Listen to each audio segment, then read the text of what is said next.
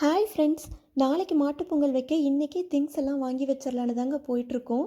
நம்ம தித்திக்குதே ஹோம் சேனலை இன்றைக்கி தான் நீங்கள் ஃபஸ்ட் டைம் பார்க்குறீங்கன்னா மறக்காமல் சப்ஸ்கிரைப் பண்ணிவிட்டு பக்கத்தில் இருக்க பெல் ஐக்கானையும் கிளிக் பண்ணிக்கோங்க. நம்ம ஊரில் மாட்டுப் பொங்கல் வைக்கிறவங்க சூரிய பொங்கலையும் மாட்டுப் பொங்கலையும் சேர்த்து தை 2 அன்னைக்கு ஒன்றா வச்சுருவாங்கங்க. நம்மளும் நாளைக்கு தாங்க பொங்கல் வைக்க போகிறோம். நம்ம எல்லோரும் எப்படி பர்த்டே தீபாவளின்னு வந்தால் புதுசாக ட்ரெஸ் எடுத்து போட்டுக்கிறோமோ அதே மாதிரி நாளைக்கு மாட்டுக்கும் நம்ம புதுசாக கயிறு திருகாணி எல்லாமே மாற்றி விடணுங்க. அதுக்காக நம்ம புதுசாக கயிறெல்லாம் வாங்கியாச்சுங்க. அடுத்து நம்ம நாளைக்கு பொங்கலுக்கு தேவையான காய்கறி எல்லாம் வாங்கலான்னு காய் கடைக்கு வந்தாச்சுங்க. நமக்கு இந்த காயெல்லாம் பார்த்து எடுக்கிறதுனாலே ரொம்ப கஷ்டமான வேலை தாங்க. வாங்கலாமா வேண்டாமான்னு யோசித்து யோசித்து ஒன்றையும் பார்த்து பார்த்து எடுத்துகிட்டு இருந்தேங்க. இல்லைனா வீட்டுக்கு போன வேகத்திலேயே எல்லாத்தையும் ரிட்டன் எடுத்துகிட்டு வந்துடணுங்க. வீட்டில் சொல்லிவிட்ட காயெல்லாம் வாங்கிட்டு அப்படியே அடுத்து மளிகை ஜாமான் வாங்குறதுக்கு போகலாங்க. எங்கள் ஊரில் இருக்க டிபார்ட்மெண்ட் ஸ்டோரில் மளிகையெல்லாம் வாங்கலான்னு வந்தாச்சுங்க. அம்மா கொடுத்து விட்ட லிஸ்ட்டை பார்த்து அப்படியே தேடி தேடி எடுக்க ஸ்டார்ட் பண்ணியாச்சுங்க. இன்றைக்கி வீடியோவில் தை 1 அன்னைக்கு தை பொங்கல் எதுக்காக கொண்டாடுறோம்னு தெரிஞ்சுக்கலாங்க.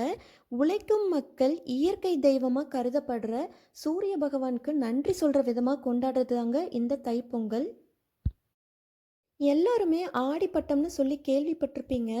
அதாவது ஆடி மாதத்தில் தேடி விதைச்ச பயிர்களோட விளைச்சல் எல்லாம் அறுவடை பண்ணி பயனடையும் பருவம் தாங்க இந்த தை மாதம். பொதுவாக நம்ம முன்னோர்கள் எல்லாரும் நெல் தாங்க விளைவிச்சிருப்பாங்க.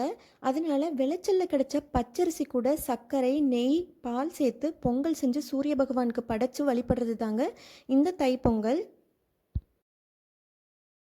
நம்ம அப்படியே லிஸ்ட்டில் இருந்த திங்ஸ் எல்லாம் எடுத்துகிட்டு பில் போட போயாச்சுங்க.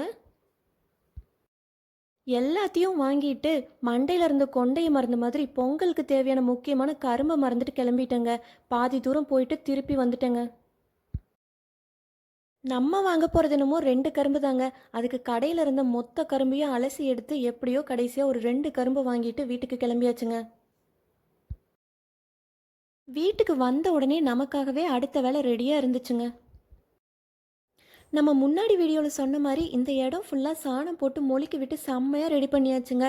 நாளைக்கு நம்ம இந்த இடத்துல தாங்க மாட்டுப்பொங்கல் வைக்க போகிறோம்.